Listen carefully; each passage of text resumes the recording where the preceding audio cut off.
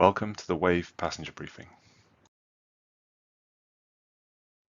This briefing is broken into two sections: risk awareness of transfer operations and the safety features of the WAVE, and understanding use of the WAVE and your role and responsibilities. Section 1, risk awareness and safety features.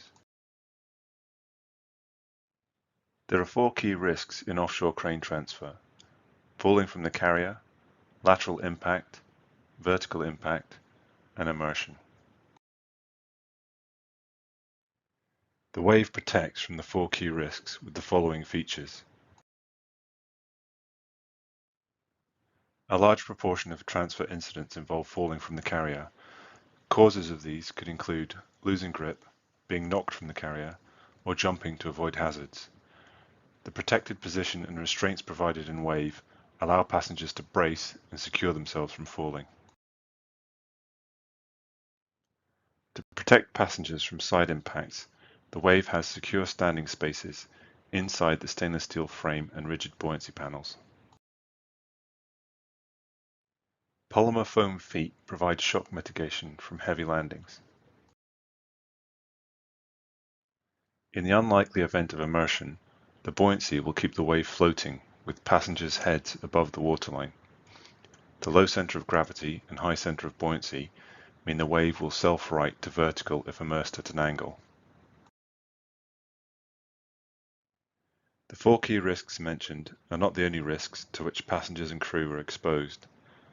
Personnel lifting, particularly offshore transfer, is a safety-critical operation and requires all those involved to maintain awareness and a professional attitude to preserve the safety of all personnel. Section 2. Using the WAVE. When riding the WAVE, the appropriate personal protective equipment should be issued by the person in charge. The type and style of PPE may vary, however, Reflex Marine recommend use of the following. The passenger restraints in the WAVE provide a close fit to the body for protection from falling and side impacts. With this constraint, we recommend manually inflating life jackets are used. Automatically inflatable jackets may be used but could impede exit from WAVE in the event of immersion. Yoke-type life jackets or work vests are not recommended as they can interfere with the passenger's entry and exit.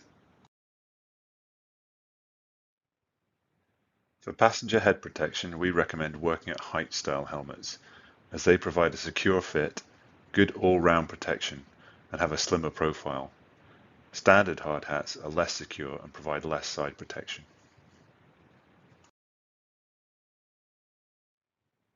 Prior to transfer, all passengers and crew should be briefed on the operation and on the transfer equipment to be used. When assigned PPE, check that it is fitted correctly. The deck crew should assign passengers into transfer groups and give instructions on the safe route to the carrier. Passengers should stay at the muster station until advised to proceed by the deck crew.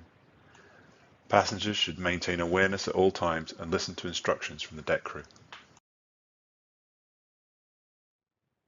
Rigid transfer carriers such as the WAVE require the crane operator to maintain slack in the wire rope lifting assembly to account for vessel motion and heave. The deck crew should manage the position of the wire rope away from the passengers.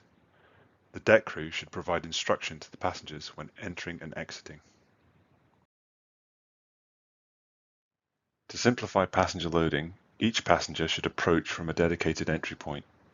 Markings on the carrier indicate to enter and take the position on the left-hand side. Passengers enter the riding position by inserting their left shoulder in between the 2 vertical restraints. Then, using body weight, leaning against the restraint, allows the right shoulder to come in behind. Passengers may then make use of the grab handles or cross arms over the restraints. For takeoff and landing, a brace position should be adopted with knees bended slightly. Reflex Marine recommends that inexperienced passengers are given the opportunity to practice entering and exiting the restraints prior to transfer operations. Prior to the lift, the deck crew will carry out a final check on the carrier. Communicate with the crew if you're unsure about your position or security, and listen to any instructions from the deck crew. During the transfer, remain in your position. Do not move past the restraints. Follow instructions from the deck crew at all times. And do not place your hands near the load plate or the slings. Upon landing, await instructions from the deck crew to disembark. Exit to your left. Be aware of any hazards on deck and remain clear of the lifting assembly. And proceed to the muster area as instructed. In an emergency, the lift may be aborted. In such a situation, the deck crew will order passengers to disembark.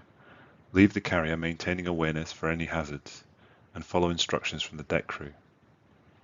If during the lift there is an issue, such as stranding or excess swing, remain in your position and await instructions before recovery procedures can be initiated. For medical evacuations, the wave can be used for walking casualties. If a stretcher is used, 2 passengers can travel with the stretcher, and equipment such as intravenous drips can be hung from the central column. When installing a stretcher into the wave, the procedure is broadly as follows. Lift the stretcher to height, slide the stretcher in head first, and secure the stretcher with the casualty's center of mass at the person's waist between the columns. The foot end of the stretcher will protrude slightly from the carrier. Loading a stretcher into the wave should be practiced regularly. To lift a casualty may take 4 persons, with a 5th person directing from within the wave. As a general rule, Reflex Marine recommends all luggage is transferred separately to reduce additional distractions to passengers and crew whilst boarding and disembarking the wave.